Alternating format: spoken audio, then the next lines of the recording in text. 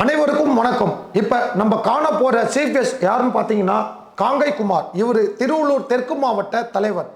இப்போ நம்ம கேப்டன் நியூஸ்க்காக காங்கை குமார் அவர்களை பேட்டி எடுக்கிறதுக்காக உங்கள் கேமராமேன் வெங்கடேஷ் ஐயா வணக்கம். வணக்கம் சார். உங்களோட அரசியல் பயணம் எப்படி சென்று கொண்டிருக்கிறது? மகிழ்ச்சியாக இருக்குது, சுறுசுறுப்பாக இருக்குது. கூட்டணி பலமான கூட்டணின்ற ஒரு பெரிய நம்பிக்கையோடு ஆட்சி அதிகாரத்தில் பங்குன்ற உத்வேகத்துடன் செயல்பட்டு கொண்டிருக்கும். மகிழ்ச்சியாக இருக்குது.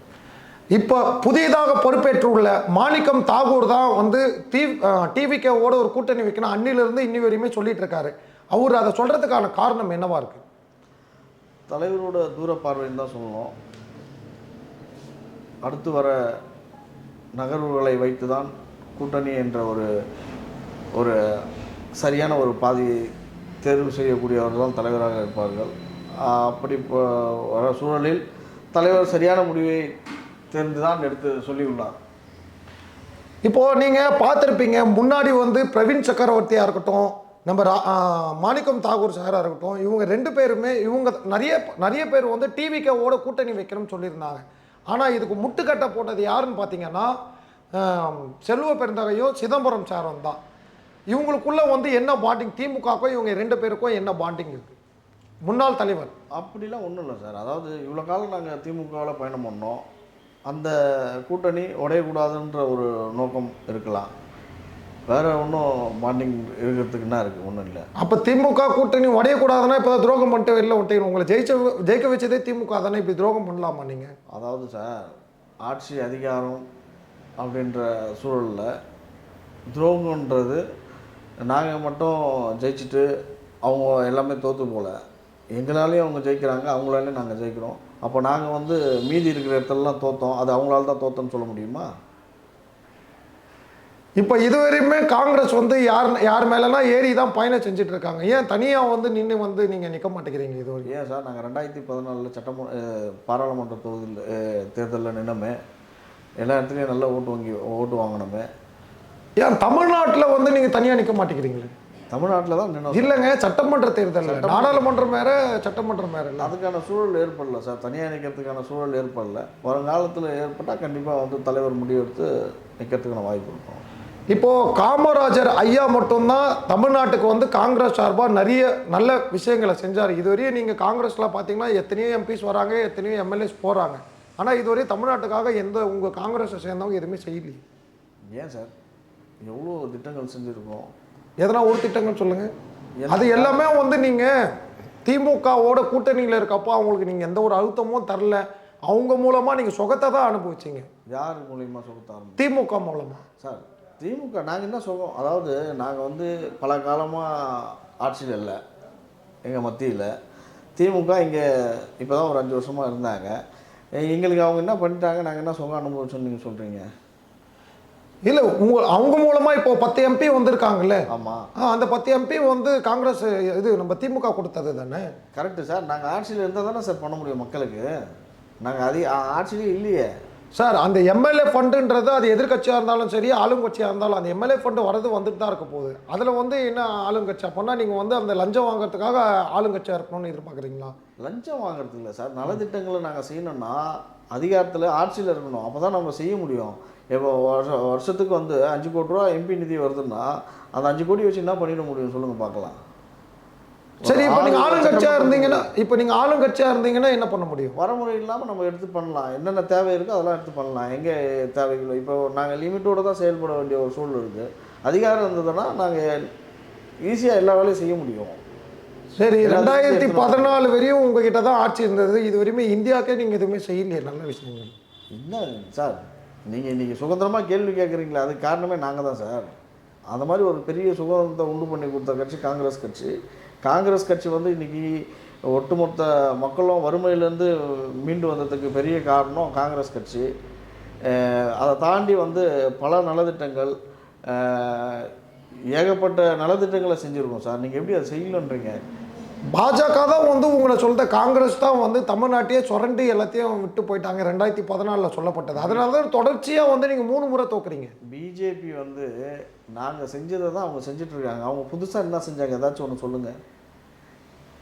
நாங்கள் எடுத்துன்னு வந்த 100 நாள் வேலையை ஒழிக்கிறதுக்கான வேலையை செய்கிறாங்க பிஜேபி. அதை தாண்டி அவங்களால என்ன செய்ய முடிஞ்சது? சார், ஒரு வாட்டி தோக்கலாம், 2 வாட்டி தோக்கலாம். நீங்கள் தொடர்ச்சியாக 3 வாட்டி தோத்துட்டீங்களா? அப்போனா வந்து மக்கள் உங்களை வந்து வேணான்னு தானேன்றாங்க, பிஜேபி தான் வேணுன்றாங்கல்ல. பிஜேபி வந்து சார் ஒரு மதத்தை வச்சு அந்தந்த பகுதியில் இருக்கிற சாதியை வச்சு ஒரு அரசியல் அமைப்பை உருவாக்கணும் துடிக்கிற கட்சி, ஆட்சியை பிடிக்கணும் துடிக்கிற கட்சி. அதில் வந்து மக்கள் மாறி ஓட்டு போட்டிருக்காங்களே தவிர பிஜேபி தான் வேணும் அப்படின்னு சொல்லி அவங்க ஓட்டு போடல. பிஜேபி ஆள்ற மாநிலத்தெல்லாம் பார்த்தீங்கன்னா அந்த மாநிலத்தில் இருக்கிற கட்சிகளை வளர்ச்சி கைக்குள்ளே வச்சு அந்த கட்சிகளை அழித்து அவங்க பிஜேபி ஆட்சி பண்ணிட்டு இருப்பாங்க தவிர அவங்களால சுயமாக எல்லா இடத்துலையும் வந்து ஆட்சி பண்ண முடியலையே. இப்போ அதே தானே நீங்களும் பண்ணியிருக்கீங்க காங்கிரஸ். இப்போ பிஜேபி சொல்கிறீங்க, யார் ஜெயிக்கிறாங்களோ அவங்க முதுமலை ஏறி தானே சவார் பண்ணுறீங்க. நாங்கள் சவாரி பண்ணால், அதாவது நாங்கள் தாவேக்கா கூட ஆட்சியில் வந்ததுக்கு முக்கிய காரணம் என்னென்னா இங்கே ஆளுநர் ஆட்சி வந்துடக்கூடாதுன்ற ஒரே காரணத்தால் தான் நாங்கள் தாவேக்கா கூட ஆட்சிக்கு வந்தோம், கூட்டணி வச்சோம். இல்லைனா எங்களுக்கு அது அவசியம் இல்லை. ஏன்னு கேட்டிங்கன்னா ஆட்சி அதிகாரத்துக்கு ஆசைப்பட்டு போகிற கட்சி காங்கிரஸ் கட்சி கிடையாது, அப்படிப்பட்ட தலைவர்களும் கிடையாது. அந்த மாதிரி இருந்திருந்தால் நாங்கள் பிஜேபி இந்தியாவுள்ள நுழைஞ்சிருக்கவே முடியாது. எங்களால் இன்னவனா பண்ணியிருக்க முடியும் ஆட்சி அதிகாரத்தில் இருக்கிறப்போ. அதெல்லாம் பண்ணாமல் அனைவரும் எல்லாத்தையும் அனுபவிக்கலாம் அப்படின்ற ஒரு நல்ல ஒரு நோக்கத்தோடு செயல்பட்டதால் தான் இன்றைக்கி காங்கிரஸ் வந்து நீங்கள் கேள்வி கேட்குற அளவுக்கு ஆகியிருக்கு. ஏன் பிஜேபி ஆட்சியிலேயும் தான் நிறைய விஷயங்கள் நடந்திருக்குங்கல்ல. பிஜேபி ஆட்சியில் இன்றைக்கி தமிழகம் வந்து ஒரு அண்டை நாடு மாதிரி வந்து ஒரு அப்துல் கலாம் ஐயா கனவு கண்டா மாதிரி அதை வந்து பிஜேபி இப்போ பண்ணிகிட்டு இருக்குன்னு சொல்லலாம்ல. அதாவது சார், நீங்கள் பிஜேபியை வந்து எல்லா பத்திரிக்கையாரும் புகழ்ந்து தான் பேசணும்னு நினைக்கிறீங்களே தவிர அவங்க வந்து செய்கிற அட்டுழியத்தை டிவியில் போட்டு காமிக்கிறதுக்கு தயங்குறீங்க. அவங்க பண்ணாத விஷயத்த பண்ணாங்கன்னு பெருசாக பேசணும்னு நினைக்கிறீங்களே தவிர அவங்க சின்ன சின்ன விஷயத்த பண்ணால் கூட இன்றைக்கி நீட் விவகாரம் எவ்வளோ பெரிய இஷ்யூ ஆச்சு, எத்தனை டிவியில் நீங்கள் அதை பெருசாக காமிக்கிறீங்க சொல்லுங்கள் பார்க்கலாம். ஏன் எங்கள் இப்போ திருவள்ளூர் பாராளுமன்ற உறுப்பினர் சசிகாந்த் செந்தில் அவர்கள் பள்ளி குழந்தைகள் நிதி நிறுத்தினார், அது எத்தனை நியூஸ் சேனல் பெருசாக காமிச்சிங்க? அது திரும்ப சொன்னாங்க, இவர் அதை உண்ணாவிரதம் இருந்ததால் தான் திரும்ப கிடச்சதுன்னு எத்தனை பேர் சொன்னீங்க? இதெல்லாம் வந்து நீங்கள் காங்கிரஸ் பண்ணுறதை வந்து மறைக்கிறீங்களே தவிர பிஜேபி நல்லது பண்ணாலும் கெட்டது பண்ணாலும் அதை பெருசாக போட்டு காமிக்க மாட்டீங்க. அது ஏன் நீங்கள் இந்த தொலைக்காட்சி வன்மமாக பண்ணுறீங்கன்னே தெரியல. இப்போது நீட் தேர்வுக்கான ரகசியம் என்னிடம் இருக்குது என்று போன ஆட்சியில் வந்து நம்ம உதயநிதி ஸ்டாலின் சார் சொன்னார்.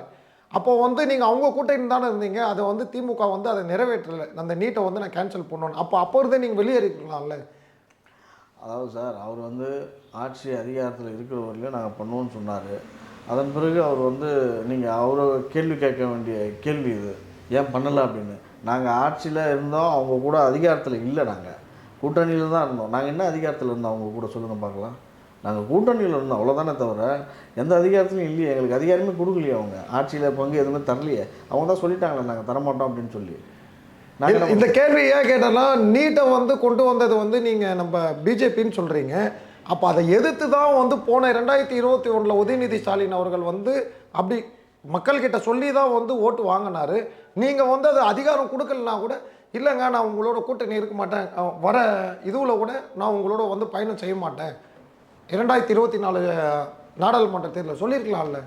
யார் சொல்லியிருக்கலாம்? நீங்கள் சொல்லியிருக்கலாம்னு சொல்கிற காங்கிரஸ் வந்து திமுக சொல்லியிருக்கலாம் அப்படின்னு சார். அதாவது நீட்டை வந்து எடுத்துன்னு வர்றது யார்? பாஜக. நீங்கள் தான் சொன்னீங்க. ஆமாம், அவங்க தானே அதை பண்ணணும். திமுக எப்படி பண்ணோம்? திமுக என்கிட்ட ரகசியம் இருக்குன்னு சொன்னார்ல உதயநிதி. அவங்க கேட்பாங்க சார், எங்களுக்கு வந்து நீட்டை நீங்கள் நிறுத்துங்க, தமிழகத்துக்கு தேவையான முறையில் பண்ணி கொடுங்கன்னு சொல்லி கேட்பாங்க சார்.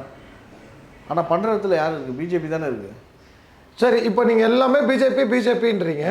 இப்போ வந்து சிங்கப்பெண்மணி தேமுதிக தலைவர், அதான் தேமுதிகவோட தலைவர் வந்து பிரேமலதா விஜயகாந்த் மேடம் வந்து ஒரு ப்ரெஸ் மீட்டில் வந்து சொல்லியிருக்காங்க, மேகதாது வந்து குறுக்கே அணைகள் கட்டணா வந்து தமிழ்நாடு வந்து பாலைவனமாக மாறிடும் அப்படின்ட்டு. நீங்கள் எப்படி பார்க்குறீங்க? அதாவது சார், குறுக்க கட்டக்கூடாதுன்னு தான் எங்களோட வாதமே. ஆனால் கட்டக்கூடாதுன்னு தான் எங்களோட நோக்கம். கட்டக்கூடாது, கட்ட விட மாட்டோம். அதுதான் சார், அதுக்கான முயற்சி வந்து கர்நாடகாவில் வந்து உங்கள் காங்கிரஸை சேர்ந்தவங்க தான் வந்து சிஎம்மாக இருக்காங்க. ராகுல் காந்தி சார்கிட்ட சொல்லி ஒரு வார்த்தைகளில் வந்து முடிச்சிருக்கலாம்ல சார். ஒவ்வொரு மாநிலத்துலேயும் ஒவ்வொரு கொள்கைகள் இருக்குது, ஒவ்வொரு தேவைகள் இருக்குது. அந்தந்த மாநிலத்தில் இருக்கிறவங்க அந்தந்த மாநிலத்தை கூட பேசி தான் முடிவெடுக்க முடியும். தலைவர் ராகுல் காந்தி எங்களுக்கு வேணும்னு சொல்லி கர்நாடகாவில் இருக்கிற ஆட்சி அமைக்கிறவங்களாம் அதை உடனே பண்ணுங்கன்னு எப்படி சொல்ல முடியும் சொல்லுங்கள் பார்க்கலாம். தலைவர் வந்து ஒட்டுமொத்த இந்தியாவுக்கும் தலைவர். அவர் குறிப்பிட்ட தமிழ்நாட்டுக்கு தலைவர் கிடையாது. தமிழ்நாட்டுக்கு தலைவர் அண்ணன் மாணிக்க தாக்கூர் தான். அவர் தான் முடிவு எடுப்பார். கர்நாடகாவுக்கு தலைவர் யாரோ அவங்க தான் முடிவு எடுப்பாங்க. ஒட்டுமொத்த இடத்துக்கும் தலைவர் ராகுல் காந்தி உடனே எடுத்து அந்த மாதிரி முடிவு எடுத்து பண்ணிட முடியாது இல்லையா? இப்போ இந்தியா ஒட்டுமொத்த இந்தியாவுக்கு நல்லது செஞ்சது எல்லாமே எங்கள் காங்கிரஸ் தான் சொல்கிறீங்க. அப்போ நீங்கள் அதை சொல்கிறப்போ ஒரே ஒரு விஷயம் வந்து பார்த்தீங்கன்னா, இப்போ இத்தனை 50 ஆண்டுகளுக்கு மேலே வந்து காங்கிரஸ் தான் வந்து ஆட்சி செஞ்சது.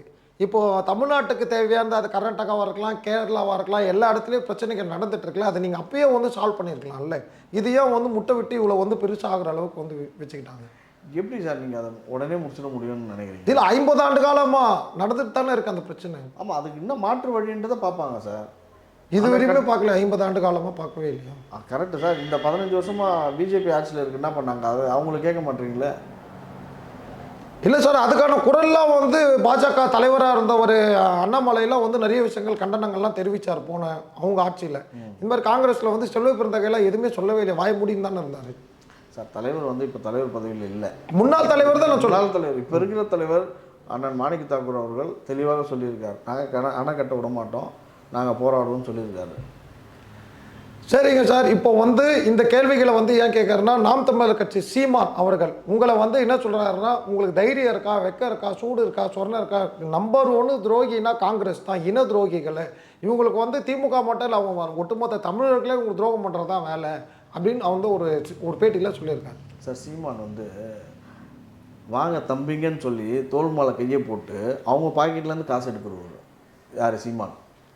துரோகம்னா என்னான்னு அவருக்கு நல்லாவே தெரியும். ஏன்னா பல பேர் உழைப்பை சுரண்டி தான் இன்றைக்கி வந்து அவர் ஃபார்ச்சுனர் காரில் போகிறாரு. இல்லை, இப்போ ஃபார்ச்சுனர் மாறிட்டார், இப்போ பிஎம்டபிள்யூ பார்த்துங்க. அந்த மாதிரி அவருக்கு என்ன வருமானம், அவருக்கு என்ன தொழில் இருக்குது? சினிமாவில் தோற்று போனவர் தான் சீமான். ஏதோ வாய் இருக்குதுன்றதால பேசி என்னவுனா பேசி விமர்சனம் பண்ணால் அது விமர்சனமாக ஆகிடுமா? காங்கிரஸ் கட்சி விமர்சனம் பண்ணுறதுக்கு ஒரு தகுதி வேணும் சார். ரோட்டில் போகிறவங்களாம் வந்து விமர்சனம் பண்ணிட முடியாது. அப்படிப்பட்ட பாரம்பரியமிக்க ஒரு கட்சி காங்கிரஸ் கட்சி. காங்கிரஸ் கட்சி இன்றைக்கி அவங்க விமர்சனம் பண்ணுறாங்களா, அது காரணம் காங்கிரஸ் கட்சி. அப்படிப்பட்ட சுதந்திரமாக விமர்சனம் பண்ணுறதுக்கு சுதந்திரம் வாங்கி கொடுத்ததே காங்கிரஸ் கட்சி தான்.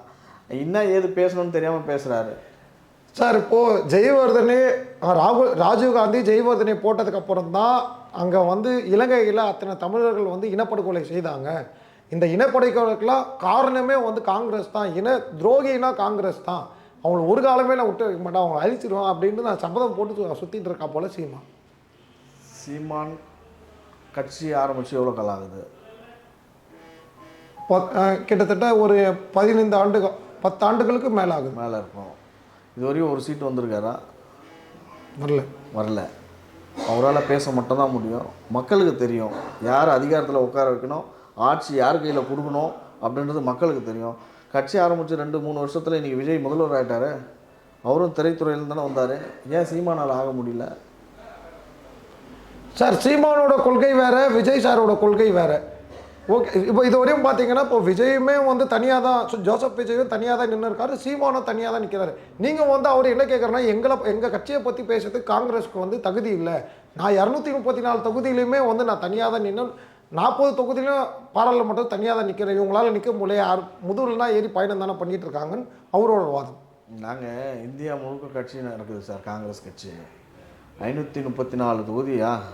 அந்த 534 தொகுதியில் நாங்கள் தனித்து கூட நிற்போம் பார்லிமெண்ட்டில். இவர் வெறும் 39 தொகுதியில் இங்கே நிற்கிறார் தமிழ்நாட்டில். எங்கே எதை கூட முடிச்சு போடணும்னு தெரியாமல் பேசினார் சீமான். காங்கிரஸ் கட்சிக்கு ஏணி வச்சா கூட எட்டாது யார்? சீமான். அவர் வந்து காங்கிரஸ் கட்சியை பற்றி விமர்சனம் பண்ணுறாரு. அவரை பற்றி பேசுகிறதுக்கு எங்களுக்கு விருப்பமே இல்லை. அவர் ஒரு ஆளே இல்லை. அவர் கேட்குறாரு, பெரிய பெரிய காங்கிரஸ் தலைவர்கள் இருக்காங்களே, அந்த தலைவர்கள்லாம் வர சொல்லி என்னோட வந்து தர்க்கம் பண்ண சொல்லி நான் பார்த்துக்கிறேன், என்னோட வந்து ஒரே மேடையில் ஒரே டிவியில் உட்காருங்க அப்படி எங்கள் தலைவர்லாம் வச்சு அவர் ஃபேமஸ் ஆகிறதுக்காக பார்க்குறாரு, விளம்பரம் தேடுகிறார் எங்கள் தலைவர்களை வச்சு. சார், அவர் ஆல்ரெடி வந்து பாராளுமன்றத்தில் 8.30 மேலே வந்து % ஓட்டு வச்சுருந்தார். இப்போ இதில் 4% இந்த சட்டமன்றத்தில். அவர் ஆல்ரெடி ஃபேமஸ் தானே சார். அவர் ஏன் சார் காங்கிரஸ் வச்சு ஃபேமஸ் ஆனால் எங்கே ஆட்சிக்கு வரணும்ல, அதிகாரத்துக்கு வரணும், ஒன்றுமே இல்லையே. எல்லா இடத்துலையும் 0 தானே அவர். அவரே டெபாசிட் வாங்க முடியல. இப்போது கரெக்டான பதில் வந்து சீமான் வந்து சொல்கிறது கரெக்டு தானே, காங்கிரஸ் தானே வந்து இன துரோகம் பண்ணது அப்படின்றது அவரோட கருத்து. அதுக்கு வந்து அண்ணன் சரியான பதில் சொல்லவே இல்லை. ஏங்க இன துரோகன்றது நாங்கள் எங்கேங்க இன துரோகம் பண்ணுறோம்? நாங்கள் தமிழர்களை வாழ வைக்கணும் தான் எங்கள் தலைவர் ராஜீவ்காந்தி சரியான பாதையை சரியான முறையில் முயற்சி பண்ணார். அதுக்கு வந்து சரி வராத ஒரு சூழலால் ஏதோ நடந்து போச்சு. நாங்கள் எந்த இடத்துல இன துரோகம் பண்ணோம் சொல்லுங்கள் பார்க்கலாம். எங்கள் தலைவரை இழந்துட்டு நாங்கள் உட்காந்துட்ருக்கோம். ஒரு மாபெரும் தலைவர், இந்தியாவின் பிரதமராக இருந்தவர், அப்படிப்பட்ட தலைவரை இழந்துட்டு நாங்கள் உட்காந்துருக்கோம். எங்களை போய் இன துரோகின்னு சொன்னால் சீமானை வந்து நாங்கள் சீமானை பற்றி பேசுகிறதுக்கு விருப்பம் இல்லை சார். ஏன்னா நாங்களாம் இது ஆந்திராவில் தான் வரோம், கர்நாடகாவில் வந்தோம், நாங்களும் தமிழன் தானே. எந்த ஒரு கான்செப்டோடு பேசுகிறாரு அவர்? எல்லாம் தமிழ் தானே, நாங்களும் தமிழ் தானே பேசுகிறோம். நாம் தமிழ் கட்சி வச்சுட்டா அதில் செய்கிறவங்க மட்டும்தான் ஒரு தமிழராக ஏற்றுப்பாரான், மற்றவங்களாம் தமிழர் கிடையாதா? என்ன கான்செப்டில் பேசுகிறாருன்னே தெரியல. அவர் ஒரு சமுதாயத்தை பார்த்தா எங்கள் அண்ணன்றாரு, இன்னொரு சமுதாயத்தை பார்த்தா எங்கள் சித்தப்பான்றாரு, பெரியப்பான்றாரு. எப்படி பேசுகிறாரு, என்ன பேச வராரு? காங்கிரஸ்காரன்றப்போ ஏளனமாக பேசுகிறாரு. அதெல்லாம் வந்து சரியாக இருக்காது அவங்க. சரிங்க சார், அடுத்ததான் காங்கிரஸில் வந்து ஜாதிகள் இருக்குது, ஜாதியை பார்த்து தான் வந்து வேட்பாளரை தேர்ந்தெடுக்கிறாங்க அப்படின்றது ரொம்ப நாளாக ஓடிட்டுருக்கு. நீங்கள் எப்படி பார்க்குறீங்க சார்? இந்தியா முழுக்க ஜாதி இருக்குது சார், இதில் என்ன மாற்று சந்தேகம் உங்களுக்கு? எல்லா இடத்துலையுமே ஜாதி இருக்குது, ஜாதியை பார்த்து தான் உங்களுக்கு சீட்டு தராங்க. எல்லா கட்சியிலையும் ஜாதியை பார்த்து தான் சீட்டு தராங்க. ஏன் சீமான் வந்து ஜாதி பார்க்காத சீட்டு கொடுத்துட்றாரா? எந்த இடத்துல அதிக மக்கள் இருக்காங்களோ அதுக்கேற்ற மாதிரி சீட்டு கொடுக்குறாருல. எல்லாத்துலேயும் ஜாதி இருக்குது, எல்லாத்துலேயும் ஜாதி பார்த்து தான் சீட்டு தராங்க. ஓகே சார், ஆனால் இப்போ நீங்கள் கூட்டணியில் இருக்கீங்க. உங்கள் கூட்டணியில் இருக்க ஒரு அமைச்சர் செங்கோட்டையன் அவர்கள் வந்து படிக்கிற பிள்ளைகளோட ஐடி கார்டில் ஜாதி வேணும் அப்படின்றாரு. சொந்த கட்சிக்காரங்களே அதுக்கு வந்து எதிர்த்துருக்காங்க. அவங்களோட அமைச்சரை இது வார்த்தை பிழை அப்படின்ட்டு நீங்கள் அதை எப்படி பார்க்குறீங்க? கண்டிப்பாக அது தப்பு, அதை ஏற்றுக்க முடியாது. ஏன்னா பள்ளி குழந்தைகள் வந்து ஜாதி மதத்தை தாண்டி படிக்கணும், வரணும், பெரியாள் ஆகணும். அதில் வந்து ஜாதின்னு குறிப்பிடுறது பெரிய தப்பு, அதை ஏற்றுக்க முடியாது சார். இப்போ வந்து சட்டமன்றத்தில் வந்து ஜாதிவாரி கணக்கெடுப்பு எடுக்கணும்னு சொல்லியிருக்காங்க. ஒருவேளை வந்து இந்த ஸ்கூல்ல இருந்தே ஆரம்பித்து இப்படியே முடிச்சிடலான்ற மாதிரி ஒரு பிளான் வச்சுருக்காங்களா என்ன?